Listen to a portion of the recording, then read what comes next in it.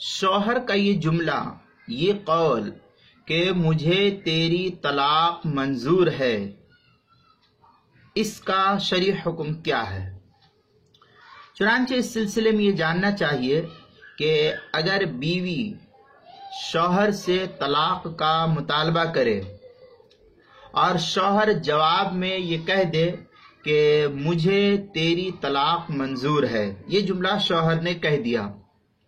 تو اس صورت میں اس لفظ کے شوہر کے کہہ دینے سے بیوی پر ایک طلاق واقع ہو جائے گی شرعی اعتبار سے۔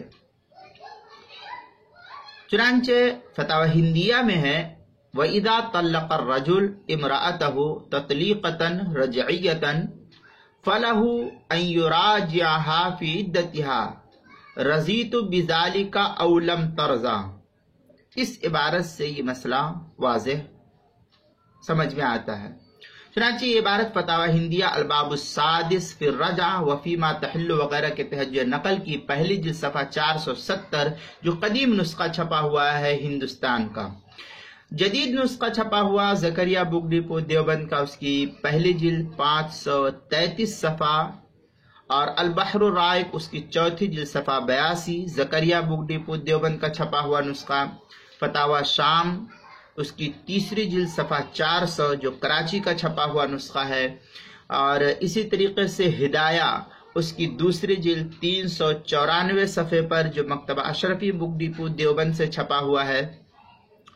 آگے دوسری ایک اور عبارت ہے فَمَن طَلَّقَ مَا دُونَ ثَلَاثٍ بِصَرِيحِ الطلاق او بالثلاث الاول من کنایات، اس کے تحت جو ہے تھوڑی سی لمبی عبارت ہے فَلَهُ أَن يُرَاجِعَ وَإِن أَبَتْ ما دامت فی العدہ وغیرہ، جو ہے مجموع الانہر کی عبارت ہے۔ اصل میں اس میں بڑی تفصیلی بحث ہے، تفصیل آپ مجموع الانہر کے اس حوالے میں دیکھ لیں، کتاب الطلاق باب الرجع جلد نمبر 2 صفحہ نمبر 79 اور 80 جو مکتبہ فقیہ الامت دیوبند کا چھپا ہوا نسخہ ہے اس کے اندر۔ اسی طریقے سے فتاوی ہندیہ اس کی پہلی جلد 470 صفحہ، البحر الرائق اس کی چوتھی جلد صفحہ 82 جو زکریا بک ڈپو دیوبند کا ہندی نسخہ ہے۔ فتاوی شام